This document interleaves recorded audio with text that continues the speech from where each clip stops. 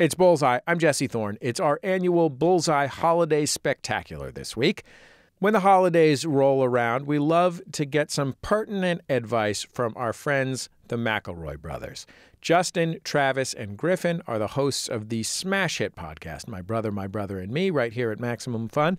They have joined me from their various disparate points across this great nation. Travis, Griffin, Justin, welcome back to the show. Nice to have you. Thank you. Thank you so much. I treasure this. It's my favorite Christmas tradition. Mm-hmm. We've been doing it since we were toddlers, actually. Jesse, a teenager, a local teen, would come into our home. That's right. Jesse's 55 years old. He would come to our home and ask us for holiday advice. I mean, imagine. It's been my holiday tradition for many years to travel the nation gathering questions for this, even back when I was a teen. Yes, that's why they called him Jesse Question Seed. He would just travel the countryside collecting questions. Here's something from I Didn't Keep the Receipt.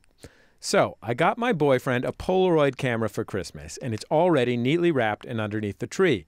However, today he told me he's planning to buy that same camera for himself. How do I convince him not to buy the camera without letting it slip that that's what I got him? I thought for a second you were going to say, however, today I looked at the calendar and realized it was 2018 and oh no, what have I done? Last year, I thought to get my wonderful niece, Charlie, this little kid's camera. So I called my older brother, Justin. I said, Justin, does she have this? And he said, no, of course not. And then when we arrived at their home for Christmas, she totally did. So now it's going to be a future present from my daughter. So maybe you could regift this camera to somebody else. Or, I don't know, just say like, hey, don't buy that because Santa. That's the traditional approach, yes. Don't buy anything because Santa. Have you guys tried using the Santa excuse with your romantic partners? Unfortunately, Santa can't bring the one thing my wife wants for Christmas, which I've got her little note to Santa right here. It says she wants just like a second. Please, just 1 second. And you've only got 2, right, Justin? We have 2 children, which is so many. Try upgrading by 50%, my friend. Now, Jesse, I can't repeat your mistakes. That's why the older generation is there for my generation to learn from them. You ever seen that movie Misery? Because I feel like that could be a great solution to this problem. Like tie your boyfriend down, break his legs so he doesn't go buy a Polaroid. But Griffin, you're forgetting about one thing. Amazon.com. Also, he kills her at the end. So okay. Well, I guess you're forgetting about 2 things then. Yeah. Return the camera, get a tiny scanner so he can make those pictures relevant to this year in which we live, 2018 AD. Oh, no, but Justin, what if the question asker returns the camera and gets a tiny scanner, but then the boyfriend doesn't buy a camera and instead, I guess, also gets a tiny scanner? Oh, Henry. Okay, here's something from All I Want for Christmas is Tunes in Texas. I love Christmas music. I want a Zune to go with my Polaroid camera, and and I hope they got the wood grain. I love Christmas music, and I broke out my Christmas playlist at 12:01 a.m. on November 1st this year. Wow. My girlfriend, however, does not like Christmas music because she's worked in retail for so long and had to hear it all day, every day during the Christmas season. How do I convince her to get on board, or at least to tolerate my Christmas jams? I have found if you are willing to dig a little deeper, there's a great movie about this called Jingle Bell Rocks, about the vast loads of Christmas music that have not become wildly overplayed over the years. And if you dig a little deeper, there's some fantastic Christmas music, holiday music, however you want to slice it, that is out there that has not been just like done to death. That's still very excellent. It's just like not completely 1000% overplayed like some of the classics. The director of that film is a past Bullseye guest. You can listen to a past Bullseye holiday special to Here he goes. Oh, God, Jesse, just like 1 segment without it. Come on, man. Come on. You know what I want for Christmas? Less wild self-promotion. I want you to be mindfully present in this segment. Thank you. I tell you what they're not blasting over the PA at Barnes & Noble is traditional, nearly ancient Christmas hymns. Get some of those going in there. I'm talking about these 5 stanza babies. Oh, yeah. You can also go deeper into the classics to get to some of the verses that maybe we don't always get to. Do you know, this is an actual verse. I was recently reading the lyrics of Jingle Bells. This is an actual verse. Oh, it gets buck wild. A day or two ago, the story I must tell, I went out on the snow, and on my back I fell. A gent was riding by in a one-horse open sleigh. He laughed as there I sprawling lie, but quickly drove away. What? Excuse Yeah, me? just cruel. You had an America's Funniest Home Video in the middle of Jingle Bells all these years, and nobody knew. Anyways, Merry Christmas, I guess. That's how Dr. Atkins died. That's not funny.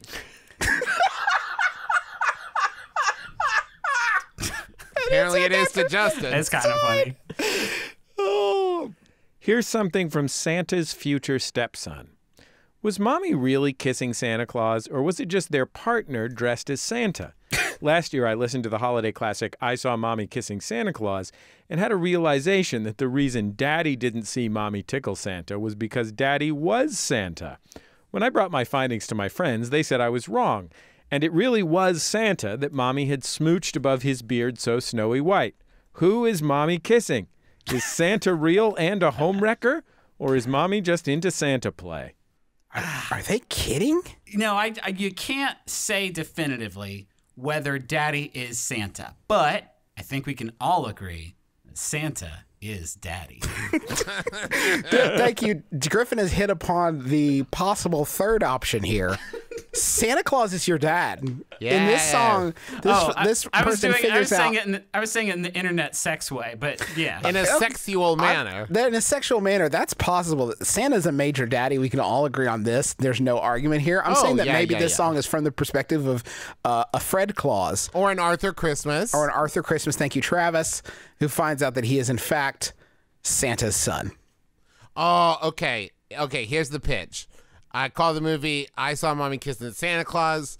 A boy doesn't know his father. His father's never been around. Oh, what's that? His father's Santa. Green light, green light, green light. I'm thinking 15 mil. Get back to me and let me know what you think. Was green light, green light, green light a series of green lights in different media? Yes. Film, television, full motion video gaming? It was film, television, and McDonald's toys. Did you all know that a live-action version of this film was adapted in 2002, starring Connie Selica and Corbin Burnson? Swear to God, hand of God, they did a whole movie. It blows my mind to even consider that this song, that it's not the person stabbed. After a boy sees a man in Santa Claus suit kissing his mother, he thinks that the real Santa wants to replace his father, so he goes to prank war with him. What? Wait, what? Hell yeah! Excuse me? How does that last longer than, say, one prank? Are you kidding me? That's a verse of the song I hadn't heard. Yeah. Apparently it's a prank war with Santa. Man, I will say this. Santa Claus, when he does his job in your house, makes himself vulnerable pretty much the entire time he's in there. Yeah. I mean, his ingress is a, pit of fire. There's a lot of easy ways to kill Santa. I've thought about this a lot. A strange note to end on, but...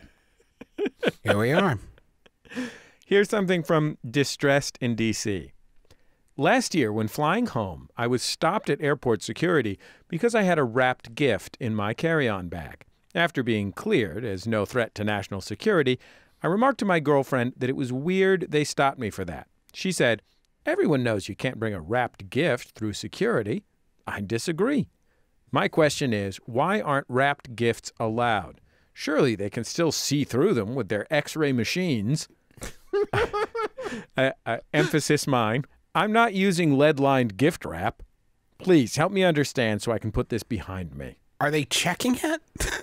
Are they checking the wrapped gift? It's carry on. They explicitly do say that. Okay, good. I mean, this is the same sort of organization that thinks the pouches of applesauce I try to bring onto the plane is actually 2 guns. So let's not start bringing reason into it now. I think the reason that the TSA doesn't like it is they see it and they think, oh, a present for me. And then you're like, I'm taking this with me. And they're like, no. Oh, gosh. Here's something from No Jolly in This Holly in Tacoma, Washington. Every year, we do a gift exchange on Christmas. but it's the same boring draw the numbers, pick a gift deal every year. Any suggestions on how to mix up a holiday gift exchange so people don't just fall straight to sleep when it's announced? Well, you could toss your keys in with your present. Just have everybody do that. I think that would probably spice things up. Here's what you do. Everybody brings 2 gifts. One gift is worth a lot of money, and one gift is worth very little money.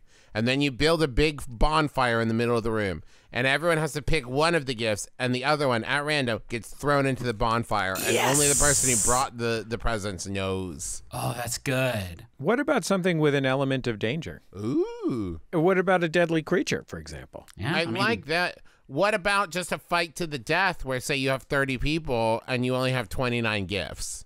that could be fun. You could go with a classic that our Nana used to try to employ, lotto tickets, because you don't know how good of a gift it is or how bad. It's just a scratcher. You don't know. Luck of the draw. Schrodinger's gift.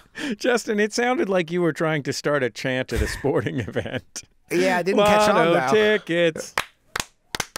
I like Jesse's idea. I think just load these things up chock-a-block full of asps, and I know a guy. Is it Mark Antony? I can get you 5 asps by the afternoon. You got a guy? You gotta have an asp guy. Yeah, You gotta have an asp guy. Come on. He prefers, he's more of an asp man. Okay, here's something from Sad Weeb in San Diego. Every year, my parents ask my siblings and I to make Christmas lists. My problem is, I'm a very big anime fan, and all I End of really question. want for Christmas is anime merchandise. Yeah.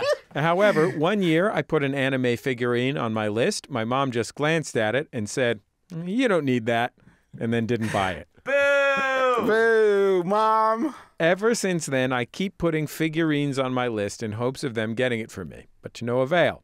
Help me, brothers. How do you convince my parents that a tasteful figurine of Viktor Nikiforov from my favorite anime, Yuri on Ice, is more important than socks or an ugly Christmas sweater?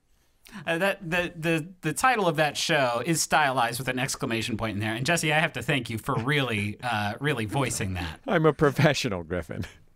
I think that what you do is when you hand over the list, it's only got one thing on it, and that's the figurine of Viktor Nikiforov. And then when they're like, no, you just stand your ground and you don't take the list back. And if they try to get you anything else, you build a bonfire and you throw it into the Get some bonfire. asps. Get some asps. That's a terrible idea, Travis. I don't know how he's supposed to pretend with just one of the Yuri on Ice figures. He can't make them reenact any of their great fights or ice Or skating dances. dances. Here's the thing. My email address is justin@mabimbam.com. Email me, and I will buy you whatever anime figure you want. Don't rely on your family anymore. Rely on me, Justin McElroy. Justin's your family now. I'm your family now, and I'm going to buy you an anime figure this year. Congratulations. Justin@mabimbam.com. Email me. I will buy you. And this goes for anybody who sent in this question that is this person. Well- I will buy you an anime figure of your choice. Hey, what happened to Justin? Oh, he's broke now. Yeah. Broke now. Bought 10,000 Yuri on Ice No, figures. just this one person. If someone else has this exact same problem and send in this exact same question, letter for letter, I will also buy them an anime figurine. I don't want to leave anybody out. Justin, I had the same problem, but it was with the original Yuri before they put it on ice. Okay. Yuri on the rocks. I tell you, I think you can do a limited list, but put your Yuri on Ice figure on it, and then the only other thing on the list is a big bag of drugs. It can just say 2 pounds of any drug of your choice, mother, and then it's up to them about the path you're gonna walk. Get it. Get 2 things. One, an anime figurine. The second thing you want is grandpa poison. Well, Justin, Griffin, Travis, I sure appreciate you taking the time to answer all these questions on the Bullseye Holiday Special. Have you guys got big holiday plans this year for my brother, and me? This is actually it. This is kind of the capstone for me. I mean, I think that maybe Justin and I and Griffin and I might see each other this year, exchange presents. I think a few of our closest friends are going to come to our candle night show in Huntington. But I think that's about it. I think that's about all we have planned. We're doing our annual charity fundraiser, MaBimBamAngels.com, if you want to help buy gifts and items for people in our area, less fortunate folks in our area. We would sure appreciate that too. So you can find that at MBMBAMAngels.com. That's right. Well, thanks, guys. Thank Thank you. you.